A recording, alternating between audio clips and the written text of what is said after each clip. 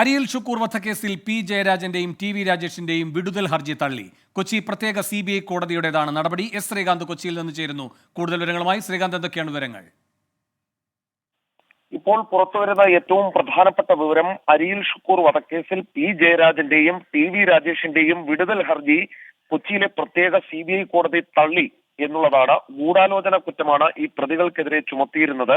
P ജയരാജനും T V രാജേഷിനുമെതിരെ തെളിവുണ്ടെന്നും വിടുതൽ ഹർജി നിയമപരമായി നിലനിൽക്കില്ലെന്നും വ്യക്തമാക്കി ഷുക്കൂറിന്റെ അമ്മ ആത്തിക്ക ഹർജിയിൽ കക്ഷി ചേർന്നിരുന്നു. അതിലടക്കം വിശദമായ വാദം കേട്ട ശേഷമാണ് ഇപ്പോൾ CBI പ്രത്യേക കോടതി ഈ ഹർജി തള്ളിയിരിക്കുന്നത്.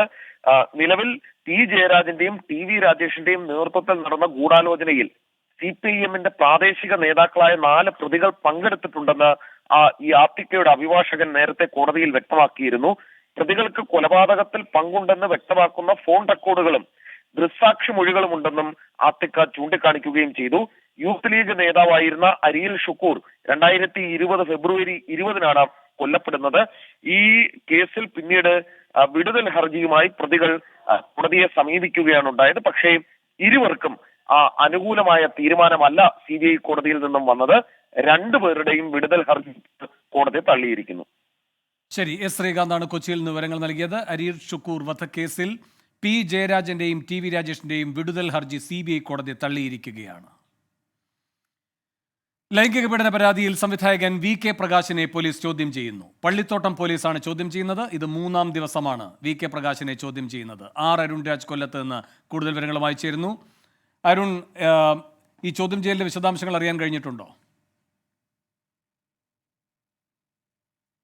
വേണു, ഹൈക്കോടതി നിർദ്ദേശപ്രകാരം അന്വേഷണ ഉദ്യോഗസ്ഥന് മുമ്പാകെയാണ് VK പ്രകാശ് ഇപ്പോൾ ചോദ്യം ചെയ്യലിന് ഹാജരാകുന്നത്. കഴിഞ്ഞ 3 ദിവസമായി ചോദ്യം ചെയ്യൽ തുടരുകയാണ്. കൊല്ലം പള്ളിത്തോട്ടം പോലീസ് സ്റ്റേഷനിൽ നടക്കുന്ന ചോദ്യം ചെയ്യലിൽ പള്ളിത്തോട്ടം SHO ആണ് ഈ ചോദ്യം ചെയ്യൽ നടത്തുന്നത്. 2022-ൽ കൊല്ലത്തെ ഒരു ഹോട്ടലിലേക്ക് വിളിച്ചു വരുത്തി തിരക്കഥ പരിചയപ്പെടുത്തുന്ന രീതിയിൽ വിളിച്ചു വരുത്തി യുവതിയെ കടന്നു പിടിച്ചു എന്നാണ് പരാതി. ഈ പരാതിയുടെ അടിസ്ഥാനത്തിൽ നേരത്തെ പോലീസ് കേസ് രജിസ്റ്റർ ചെയ്യുകയും അന്വേഷണം ആരംഭിക്കുകയും ചെയ്തിരുന്നു. പ്രാഥമികമായ അന്വേഷണത്തിൽ ഈ പരാതിയിൽ കഴമ്പുണ്ട് എന്ന് കണ്ടെത്തിയതിനെ തുടർന്നാണ് വിശദമായ അന്വേഷണത്തിന് പ്രത്യേക സംഘത്തിന് കൈമാറുന്നതിന് മുമ്പ് ലോക്കൽ പോലീസ് ഈ കേസ് അന്വേഷിക്കുന്നത്.